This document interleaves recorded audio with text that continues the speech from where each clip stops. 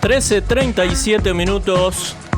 Estamos en Decime la Verdad Políticamente Rock, en el aire de Vorterix Bahía, la 99.1.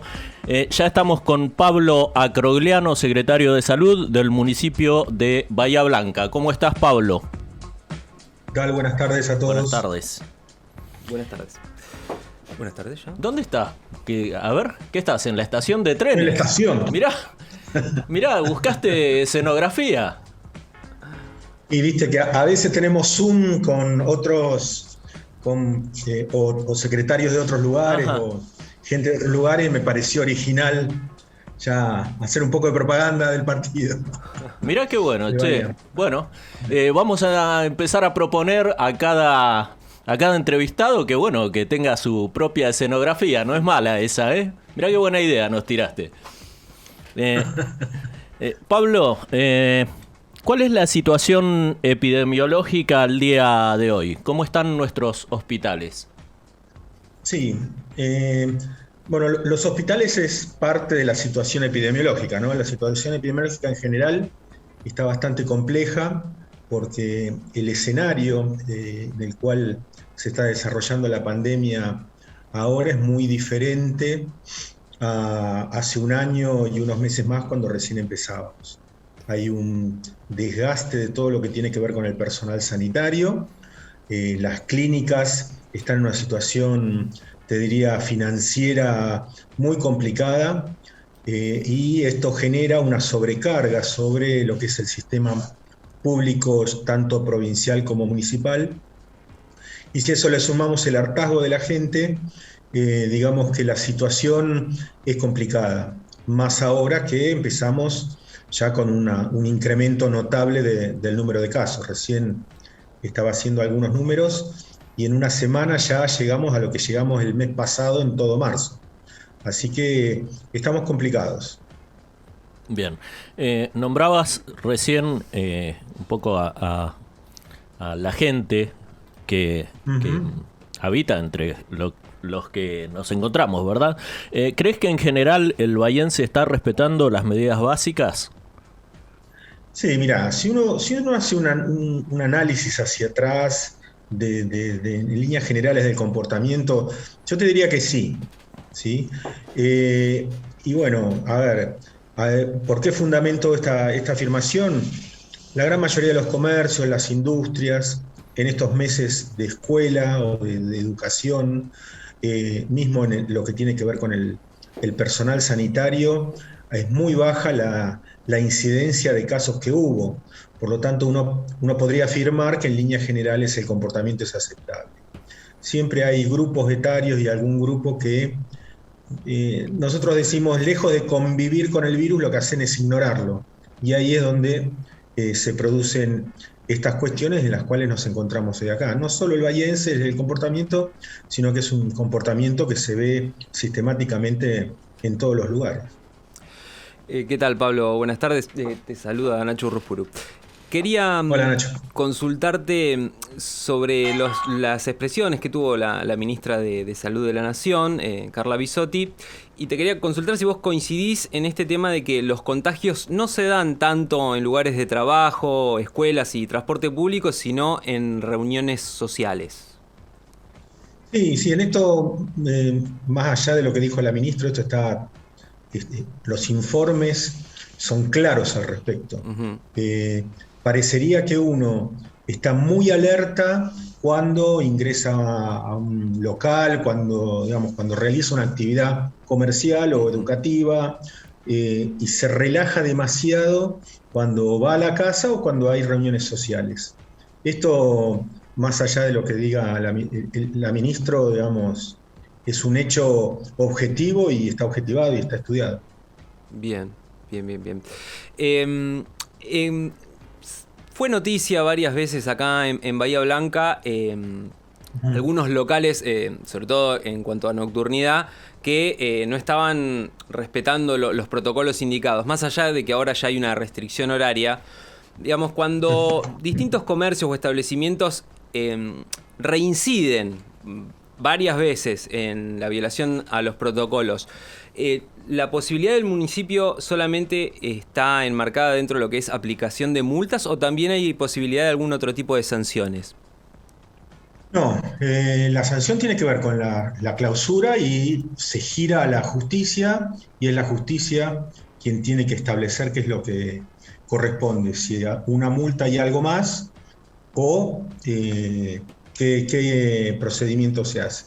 Uh-huh. En ese sentido yo creo que deberíamos tener un poco más de, y esto lo digo en forma personal, colaboración de la justicia. Esto me parece que tenemos que acompañar todos. No tenemos muchas veces conciencia de lo que estamos viviendo, ¿no? Es una pandemia, hace más de un año que estamos en pandemia. Y tal vez precisamente por el comportamiento de muchos, no llegamos a tener la percepción del peligro que tenemos. No sé si me explico. A veces parecería que no pasa nada. Uh-huh. Sí, ¿dónde están los muertos? Lo voy a hacer bien claro con lo que digo. Sí. No esperemos a esto para darnos cuenta que tenemos que cuidarnos y que tenemos que entre todos colaborar. Esto es, nadie tiene la fórmula mágica. Observemos Europa, observemos Estados Unidos, Chile, Uruguay, nadie tiene Brasil, nadie tiene la fórmula mágica. Entonces entre todos tenemos que colaborar y ponernos... esto que es muy sencillo, ¿no? A veces parecería que es difícil entender cómo medidas tan sencillas y tan baratas disminuyen notablemente la transmisión del virus y el impacto de morbo y mortalidad. Bien. Y, perdón que te repregunte sobre esto. Sí. ¿Sobre qué fuero de la justicia recaerías? ¿Qué fuero de la justicia tendría resorte sobre esto? Porque, según tengo entendido, lo que es multa, clausura, digamos, es competencia del Tribunal de Faltas, si no me equivoco. Sí, mira, ahí en eso también estoy en falta, digamos, porque desconozco, sé que va al Tribunal de Faltas, pero bueno, la justicia es una sola, tendrá diferentes competencias, pero es una sola. Bien. Decías recién, Pablo, que por momentos algunos sectores de la sociedad como que piensan en el siga-siga, ¿no? Hablando en términos futbolísticos. Y en una nota que te hicieron en Radio Nacional, la colega Virginia Calzada, dijiste una frase, algo así como: en las crisis salen las miserias humanas. ¿A qué te referías cuando nombrabas? Cuando hay situaciones de catástrofe, situaciones de desesperación, de crisis en general, brotan lo que llaman las miserias. Tenés miserias buenas y miserias malas, por decirlo de alguna manera. Tenés gente que sale corriendo para un lado, tenés gente que al contrario dice, bueno, ¿qué podemos hacer? Gente que piensa solamente en me salvo yo y el resto no me importa, y lo contrario. En este sentido es que lo expresé y lo digo. Pablo, vos recién comentabas el hecho de que ya ha transcurrido más de un año, ¿no? de pandemia y que aún estamos como no con los cuidados muy aceitados. Y digo, habiendo transcurrido ya un año del virus, ¿qué cosas seguimos sin conocer desde la ciencia acerca del COVID y qué cosas sí ya están realmente verificadas? Mirá, conocemos pocas. Conocemos que se transmite en forma ondulante, ¿sí? Sube, baja. Si ustedes observan, en octubre, si mal no recuerdo, tuvimos nuestro primer brote, después en enero también vino otro y ahora estamos en otra situación de ascenso. La otra circunstancia que sabemos es que muta. ¿Qué significa? Que su estructura tiene la capacidad de cambiar determinadas partes de su superficie y con esto evade todo lo que se puede, lo que le puede afectar y puede comprometer su viabilidad. Y tercero es que se transmite por vía aérea y lo favorecen las grandes aglomeraciones de personas. Y este es el punto, ¿no? Y después mucho más no se sabe. El comportamiento es bastante incierto. Claro. Ahora, estamos por enfrentar una segunda ola con una particularidad que tal vez distinga el momento que estamos a punto de empezar a transitar con lo que fue todo el año pasado, que es, por un lado, la existencia de las vacunas, pero también por el otro lado, estas mutaciones que vos venías comentando, y también este desgaste en el personal sanitario y también este desgaste también en la gente. ¿Cómo ves vos que vamos a transcurrir esta segunda ola? Mira, yo lo veo con mucha preocupación. Yo ya te diría que desde que de principio de año empezamos a notar ya que siempre nosotros hemos seguido, mientras seguíamos el desarrollo de la pandemia, veíamos que, digamos, la meseta, más allá de la meseta, una meseta muy alta, ¿sí? Siempre con muchos casos. Veíamos también que este veranito epidemiológico de enero lo que produjo fue que se empiece a atender lo que se llama la demanda contenida, es decir, todas aquellas personas que no pudieron atenderse durante la pandemia del año pasado se empezaron a atender. Y bueno, esto sumado a lo que bien dijiste vos, el desgaste del personal y el hartazgo de la gente, yo el panorama lo veo bastante dificultoso. Me parece que estamos, si esto sigue así, vamos a estar en problemas, no solo desde lo que tiene que ver con el aspecto sanitario, sino el aspecto socioeconómico. Me parece que también va a estar bien afectado. Pablo, hay dos sectores que podría decirse que son los que mayor riesgo corren, el de la salud y el de la docencia. ¿Crees que en nuestra ciudad se han tomado todos los recaudos como para extremar los cuidados? Digo, de estos dos sectores, mirá, ¿verdad? Sí, mira, desde lo que tiene que ver con el personal de salud hemos aprendido. Ustedes no se olviden que los primeros meses hubo brotes en los mismos hospitales. Por lo tanto, esto nos permitió aprender, nos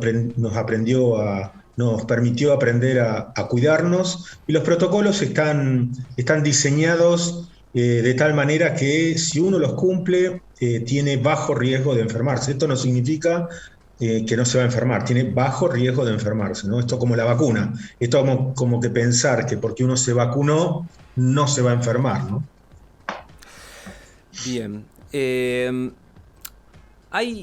¿Vos notás que hay, digamos, la política partidaria ha metido un poco la cola en el manejo de la pandemia? Porque yo recuerdo cuando todo esto comenzó, la época de las conferencias de prensa, digamos, que estaba el presidente, estaba Larreta, estaba Kicillof, ¿no? Se trató de presentar como una cuestión donde todos aunaban criterios y fuerzas hacia un mismo sentido. Transcurrido un año, ¿vos notás que eso sigue siendo como en esa época o ya ves distintas diferencias que tienen que tal vez más que ver con algo partidario que una cuestión sanitaria o científica? Sí.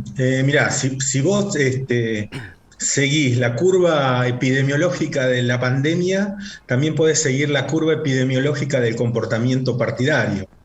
No nos olvidemos que este año va a haber elecciones. Y fíjate que sobre enero, que fue donde... enero-febrero te diría, que bajó la notificación de casos, en donde subió la efervescencia política. Ahora que las papas queman, diría mi abuela, están tratando de recomponer y, a ver, no tiene mucho sentido. Tenemos que tratar de superar esta rivalidad, digamos. Estos son políticas de salud, las políticas de salud son políticas de Estado. No podemos, puede tener matices según si sos de River o de Boca, digamos, ¿no? Pero las políticas de Estado son una sola. Los grandes países tienen políticas de Estado y todos las respetan. Y me parece que esta es la oportunidad que tenemos para empezar a charlar de eso. Y en eso, si me permiten, me parece que se ha hecho, todo el sector salud ha hecho un esfuerzo. Hablo de Bahía Blanca, ¿verdad?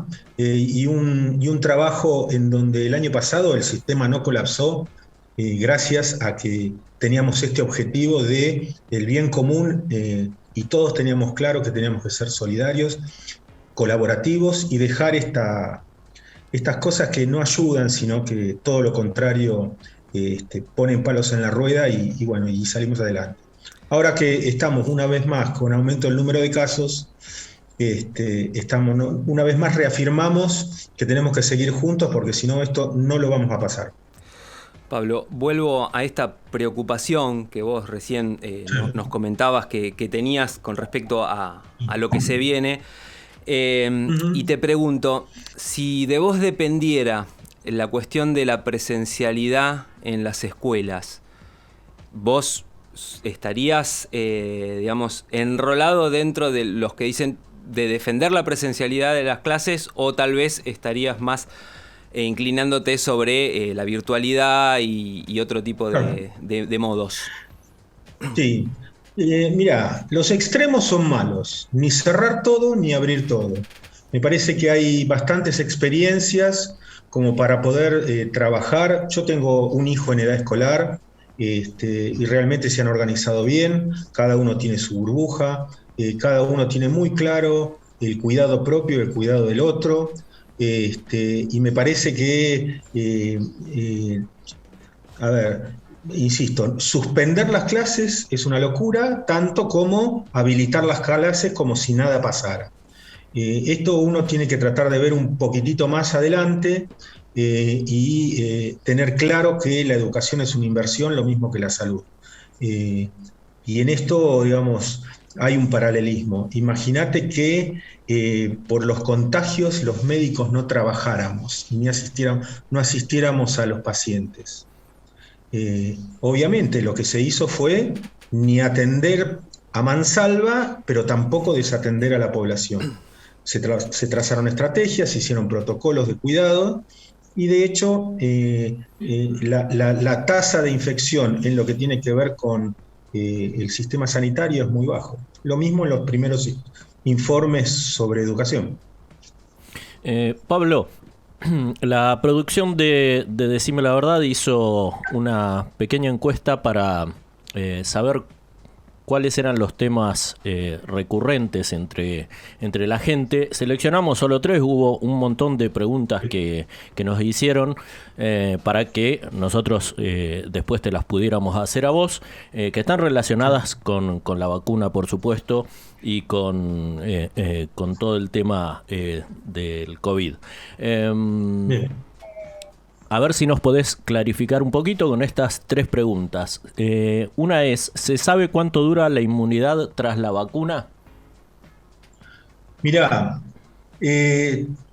como ustedes saben, la vacuna específica para el COVID es una vacuna que tuvo que saltear etapas de desarrollo precisamente por el estado de pandemia. Todas las vacunas están actualmente en lo que se llama fase 3 de investigación, en donde lo que se estudia es precisamente la eficacia, ¿sí?, y la seguridad de las vacunas. Dentro de lo que tiene que ver con la eficacia, una de las variables que se estudian tiene que ver con cuándo aparece la inmunidad, en cuánto porcentaje tenés inmunidad y hasta cuándo te dura. Estos son estudios que se llaman retrospectivos. No ha pasado tanto tiempo como para uno poder ya decir, mira, te vacunaste y tenés inmunidad para dentro de un año, como por ejemplo puede ser la vacuna antigripal, o inmunidad por 5 años, como puede ser la vacuna de la neumonía.